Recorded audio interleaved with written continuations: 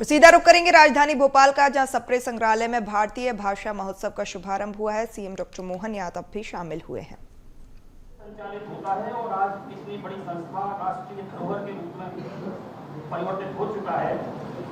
इससे कई सहयोगी, इसमें कई ऐसे 4 सहयोगियों को मैं यहाँ सम्मान के लिए आमंत्रित करूंगा। श्री रामेश्वर दास भार्गव स्मृति लाइब्रेरी जो यहाँ शुरू हुई है, उसके लिए डॉक्टर नरेंद्र दत्त भार्गव,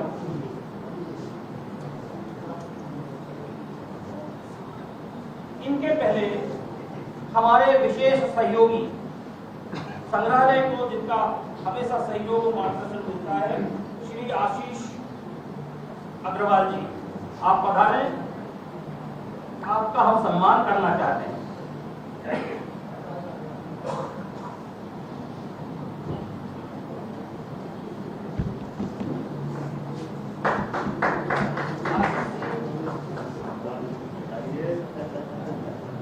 संग्रहालय के लिए हमेशा तत्पर रहते हैं, आपका सम्मान करते हुए आते हैं।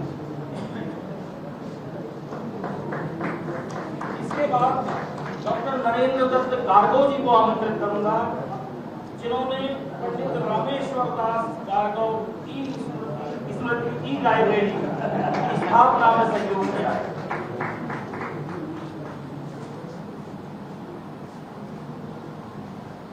उत्तरीय से आपका स्वागत कर रहे हैं माननीय मुख्यमंत्री और माननीय शिक्षा मंत्री।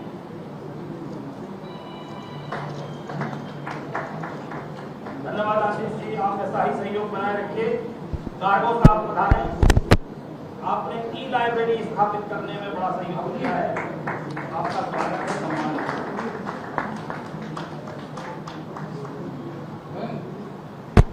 इसके पश्चात डॉक्टर जयप्रकाश शुक्ल जी को आमंत्रित करते हैं।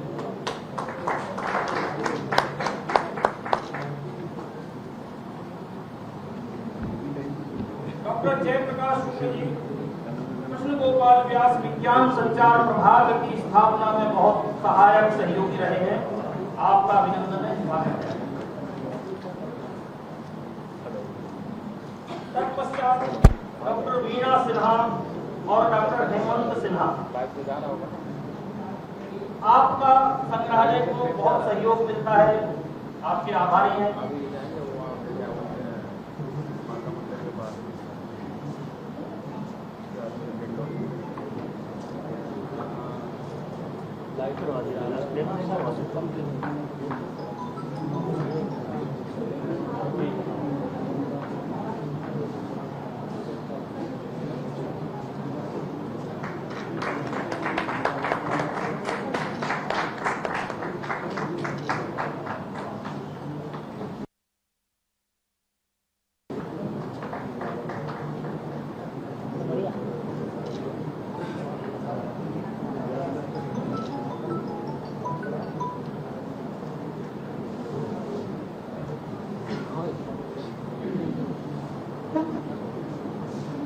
धन्यवाद। इस सम्मान से हम सब भी सम्मानित हुए हैं। अब मैं मुख्य कार्यक्रम के मुख्य भाग की तरफ चलता हूं। हमारे आज के कार्यक्रम के अध्यक्ष माननीय शिक्षा मंत्री उदय प्रताप सिंह जी से निवेदन करूंगा कि वे इस अवसर पर मार्गदर्शन करें और हमारे इस अभियान को आपका प्रोत्साहन बड़ा संबल देगा। आप पधारें और अपने 2 शब्द कहें।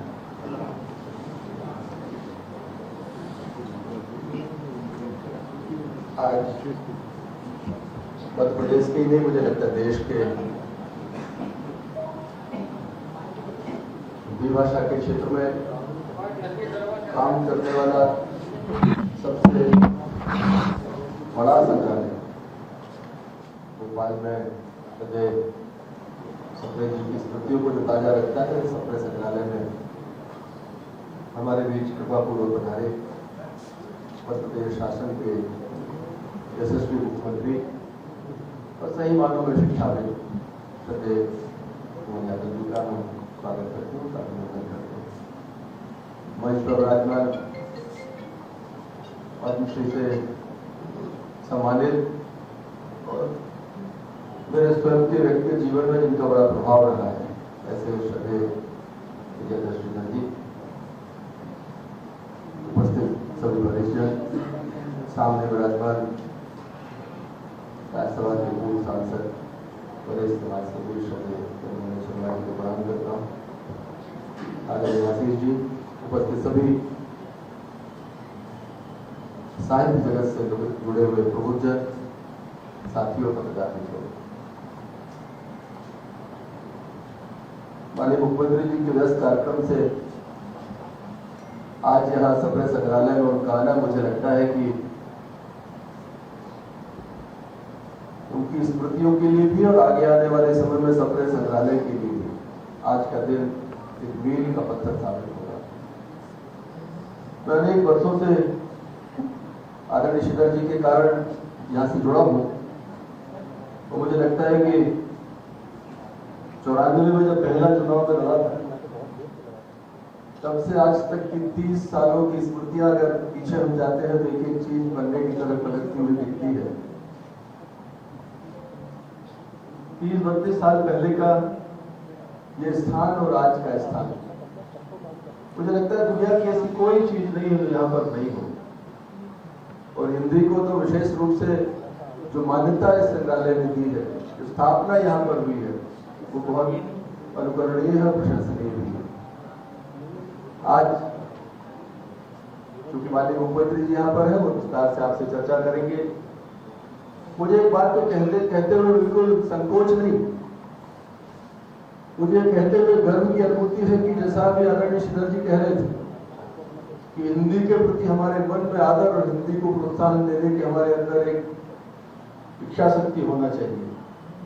हम सौभाग्यशाली हैं कि हमारे मुख्यमंत्री जी, जिन्होंने प्रधानमंत्री जी ने जो नई शिक्षा नीति इस देश में लेकर आए, देश के पहले उच्च शिक्षा मंत्री की हैसियत से उन्होंने उस शिक्षा नीति को यहाँ पर लागू करने का काम मध्य प्रदेश में माननीय मुख्यमंत्री जी ने, और जितना शिक्षा जगत को प्रोत्साहित करने का वो काम करते हैं, मैंने ऐसे दुर्लभ राजनेता देखे।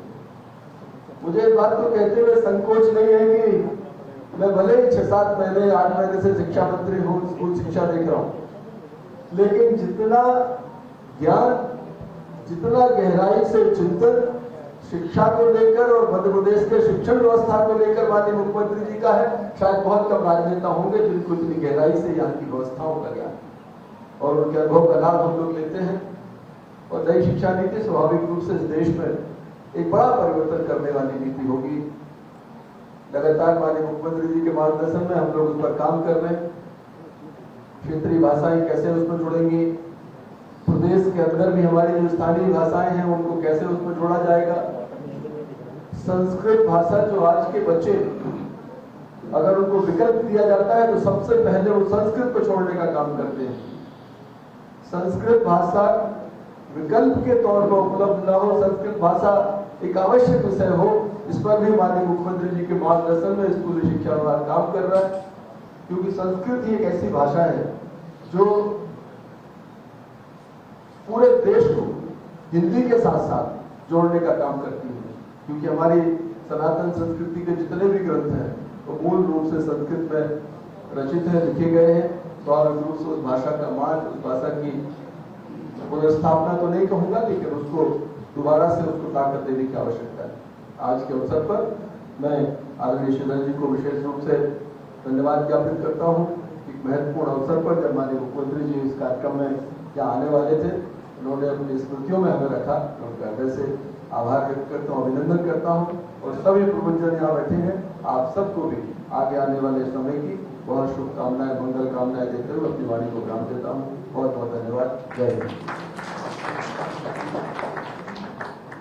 हमारे बीच में राजधानी के पत्रकार अभिलाष धानेकर जी उपस्थित हैं। वो अपनी पुस्तक व्हाट्सएप भोपाल मुख्यमंत्री को मुख्यमंत्री जी को भेंट करेंगे। आइए अभिलाष धानेकर जी, व्हाट्सएप भोपाल, इसका विमोचन माननीय मुख्यमंत्री जी करने वाले थे, जो अवसर उनकी व्यस्तताओं की वजह से अवसर नहीं मिल सका।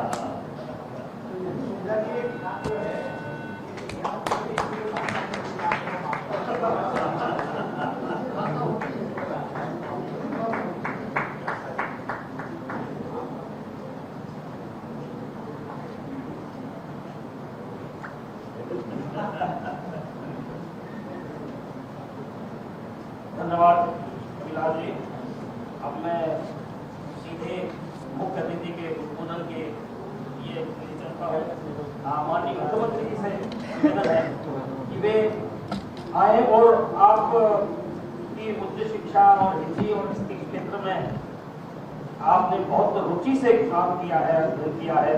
जैसा कि मैंने सारी हमारी पुस्तकें भी पहले ही पढ़ ली थी, तो सुनकर अच्छा लगा है। आपका प्रोत्साहन और प्रेरणा हमारे इस अभियान के लिए बड़ा संबल बनेगी। आप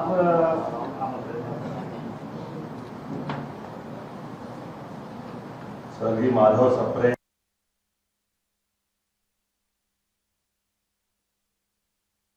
जहां सीएम डॉक्टर मोहन यादव कार्यक्रम में शामिल हुए। सप्रे संग्रहालय में कार्यक्रम का आयोजन, जहां सीएम डॉक्टर मोहन यादव भी उपस्थित हैं, शिक्षा मंत्री राव उदय प्रताप सिंह भी उपस्थित हैं। भारतीय भाषा महोत्सव का ये शुभारंभ, जहां तस्वीरें आप देख रहे हैं, सप्रे संग्रहालय से कार्यक्रम आयोजित किया जा रहा है। विजय दत्त शिव कुमार विवेक विजय जी आए थे 5-10 मिनट के लिए आशीष जी के साथ। ऐसे सामयिक विषय पर बैठे।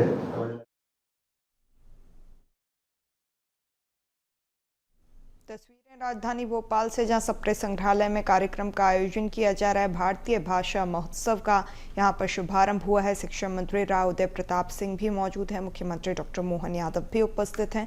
जहां सप्रे संग्रहालय में अभी शिक्षा मंत्री राव उदय प्रताप सिंह ने संबोधित किया और इसके बाद अब मुख्यमंत्री डॉक्टर मोहन यादव संबोधित कर रहे हैं। सीएम डॉक्टर मोहन यादव इस कार्यक्रम में सम्मिलित हुए हैं, जहां सप्रे संग्रहालय में कार्यक्रम का आयोजन सीएम डॉक्टर मोहन यादव शामिल हुए हैं। भारतीय भाषा महोत्सव का यहाँ पर शुभारंभ हुआ है। तो ये तस्वीरें आप राजधानी भोपाल से देख रहे हैं, जहाँ सप्रे संग्रहालय में कार्यक्रम का आयोजन किया जा रहा है। सीएम डॉक्टर मोहन यादव के साथ शिक्षा मंत्री राव उदय प्रताप सिंह भी मौजूद हैं। जहां अभी राव उदय प्रताप सिंह ने संबोधित किया और तमाम अपनी बातें रखी, इसके बाद वक्तव्य दिया। इसके बाद अब सीएम डॉक्टर मोहन यादव संबोधित कर रहे हैं। भारतीय भाषा महोत्सव का शुभारंभ, जहां सीएम डॉक्टर मोहन यादव इस कार्यक्रम में उपस्थित हैं। उनके साथ शिक्षा मंत्री राव उदय प्रताप सिंह भी मौजूद हैं। भारतीय भाषा महोत्सव का शुभारंभ, सीएम डॉक्टर मोहन यादव भी कार्यक्रम में शामिल हुए हैं। ये तस्वीरें राजधानी भोपाल से,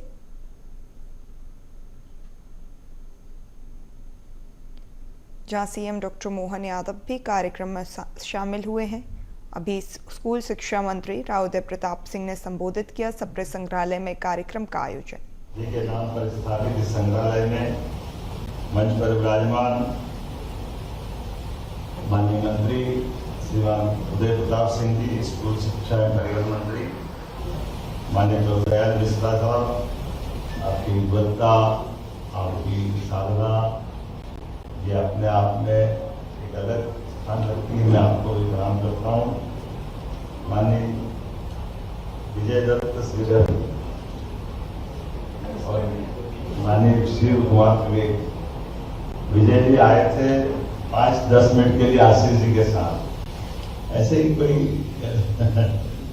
समसामयिक विषय पर बैठे, मुझे लगता है 1-1.5 घंटे बैठे होंगे।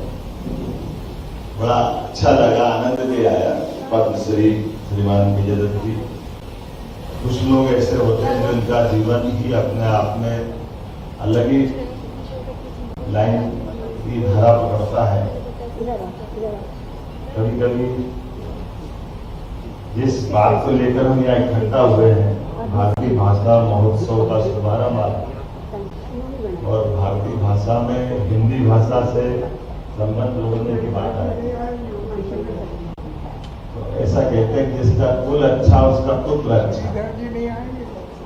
कुल से पुत्र पुत्री की पहचान होती है। अब हिंदी की बात करेंगे तो हिंदी का कुल किससे जुड़ेगा? संस्कृत से जुड़ेगा। ये संस्कृत की पुत्री है या संस्कृत के पुत्र मान लें भाषा के नाते से, और जिसकी संस्कृत से हमारी अपनी संस्कृति का एहसास करना पड़ेगा। क्योंकि संस्कृति जैसे कहेंगे तो पूरी भारतीय संस्कृति में इसकी व्यापकता आ जाएगी। ये एक तरह से पूरा देश का, वर्तमान का हमारा भारत का या अखंड भारत का दृश्य अपने आप अपने आंखों के सामने आएगा।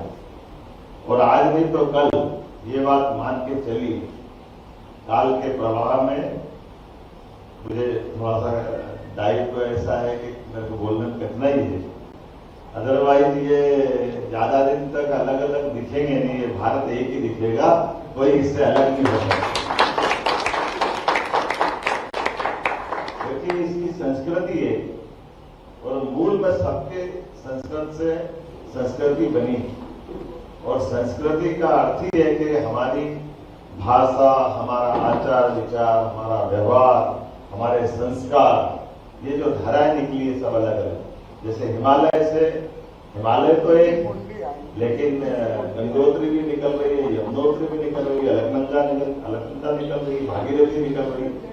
ये उसी प्रकार से हमारी अपनी मूल रूप से हिमालय की भूमिका वाली संस्कृति और विषय अलग अलग है, बहुत सारे प्रकार से। ये बात बिल्कुल सही है, ये हिंदी भाषा के लिए आई गई है, लेकिन भाषा के पहले भाषा की संस्कृत से उत्पत्ति हो, उसके पहले बोली का परिष्कार भी जरूरी है, और बोलियों का मिठास, बोलियों का आनंद भी अलग है, और बोलियों की विशेषता उनके अपने इतिहास से भी जुड़ी हुई है।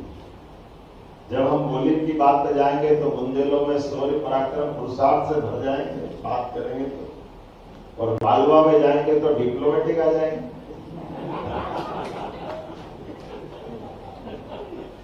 मैं उसका भी तर्क देने की कोशिश करता हूं, विनोद का भी विषय है, लेकिन अंदर जाएंगे तो उसकी गहराई भी समझ में आएगी। गहराई कैसी है कि हमारे पास हजारों साल से मालवा एक अपनी अलग पहचान बनाया हुआ क्षेत्र है, जहां पर कई आए कई गए, हर राजवंश ने राज्य करने के साथ हमारे अपने उस गौरवशाली इतिहास के साथ जी करके दुनिया के अंदर अपने पुरुषार्थ पराक्रम और व्यापार व्यवसाय से लेके सभी क्षेत्रों में अपनी प्रतिभाओं का प्रदर्शन कराया।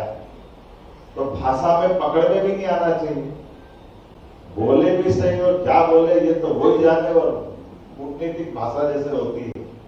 तो जैसे बोली बोलेंगे मालवी में, तो आप खाना खाओ नहीं, अब खाओ कि नहीं खाओ तुम्हारी इच्छा।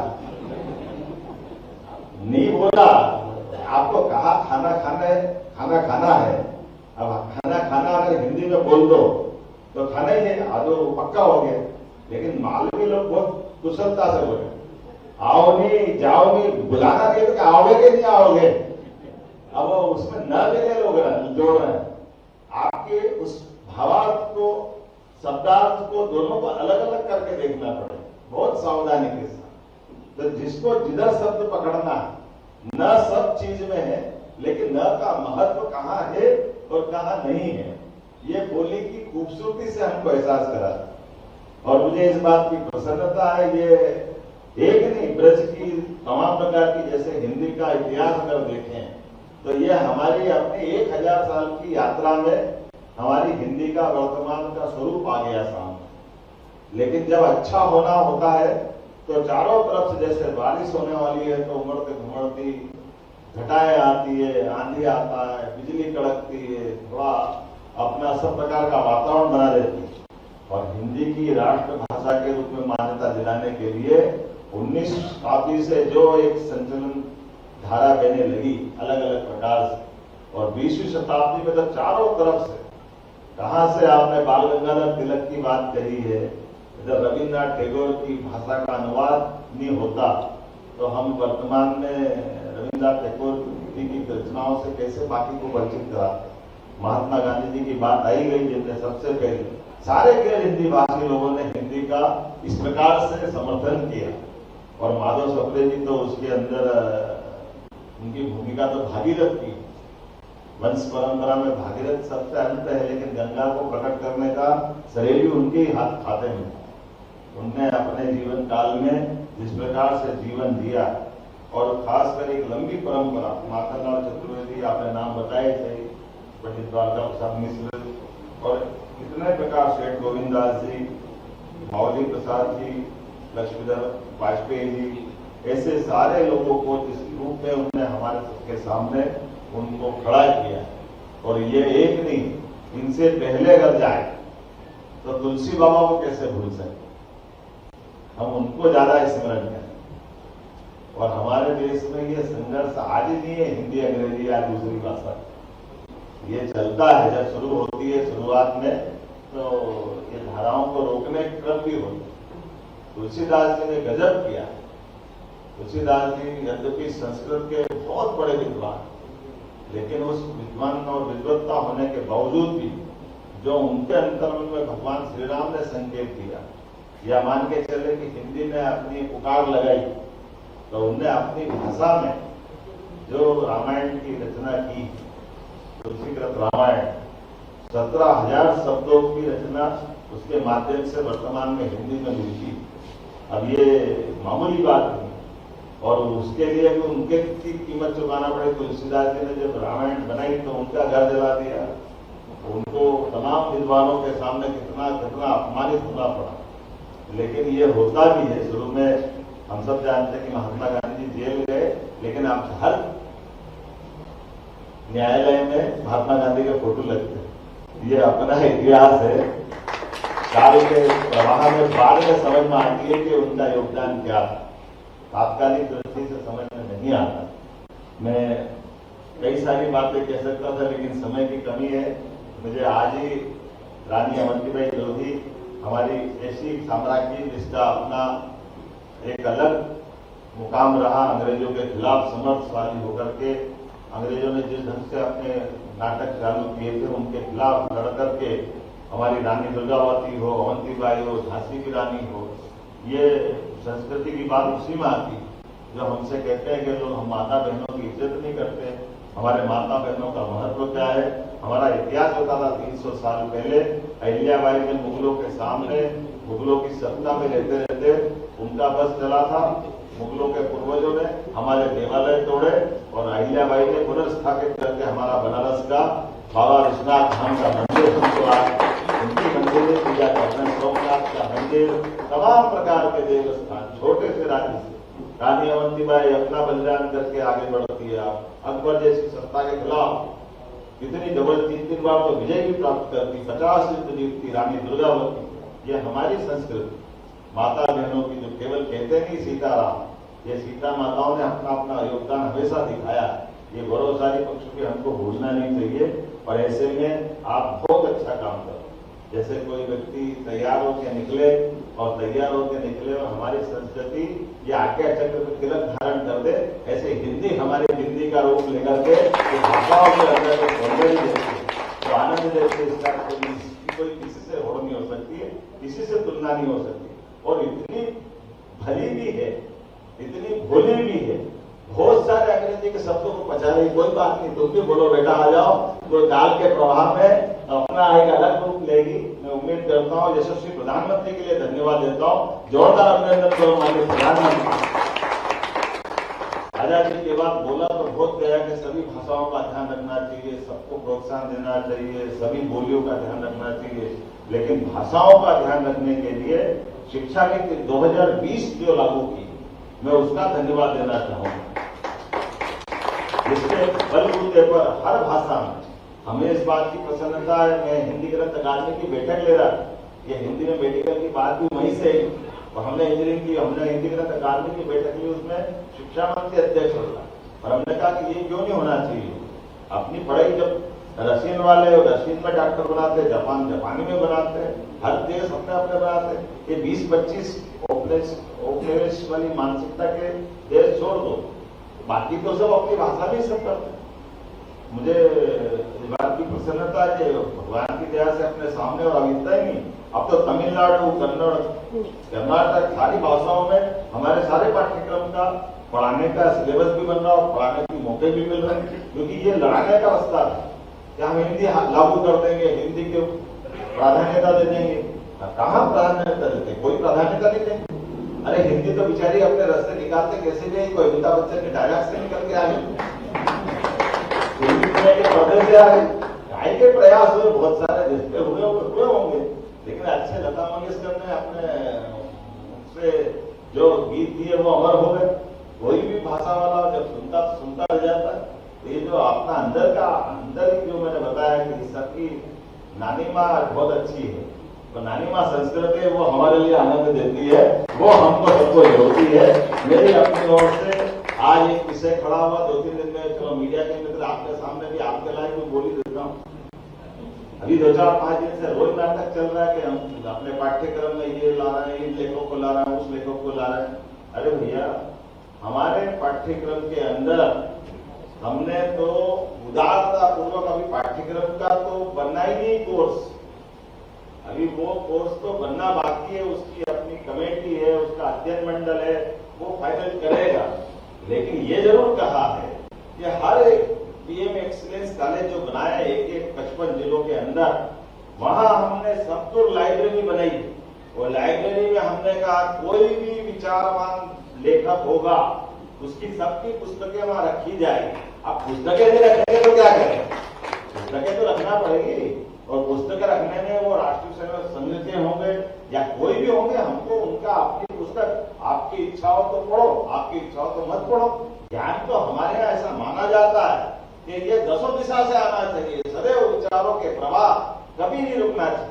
भारत की विशेषता ही है, भारत आगे बढ़ने का कारण ही है कि इसने अपने लाइन सर्वे भवन्तु सुखिनः, हम तो सबके लिए सोच के चलने वाले हैं, और दसों दिशा से जो विचार आते हैं उन विचारों के बलबूते पर हमारे अपने मूल विचार को हम भूले नहीं, सबको देखे समय के साथ काल प्रवाह में अगर लगता है तो कोई चिंता नहीं।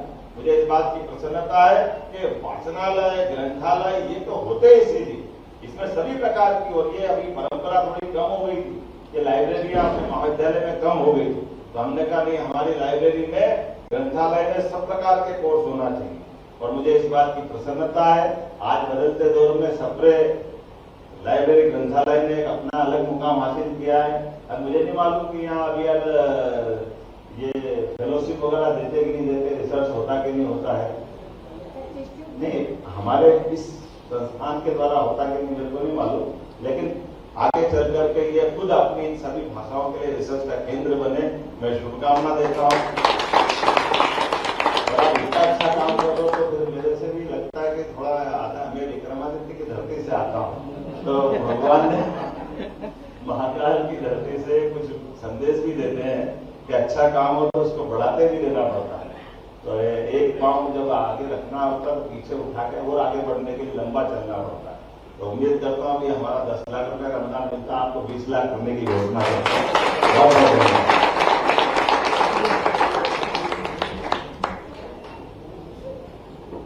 मुख्यमंत्री जी बहुत आभार आपका, आपने एक और समय दिया है, बनाने की दिशा में बहुत समय की सीमा में आपने बहुत ही सार्थक संदेश दिया है। और जहाँ तक क्षेत्रीय बोलियों की बात है, क्षेत्रीय बोलियों से प्रादेशिक भाषा और प्रादेशिक भाषा से हमारी हिंदी समृद्ध होती है। आपने मानवी के उदाहरण देकर क्षेत्रीय भाषाओं के बहुत बढ़िया तरीके से रेखांकित किया है, और मानवी बोली के बहुत उदाहरणों से वो बखूबी इस बात को पुष्टि किया है। आपने जो रिसर्च की बात की है, जो आपकी जानकारी के लिए माधवराव सप्रे शोध संग्रहालय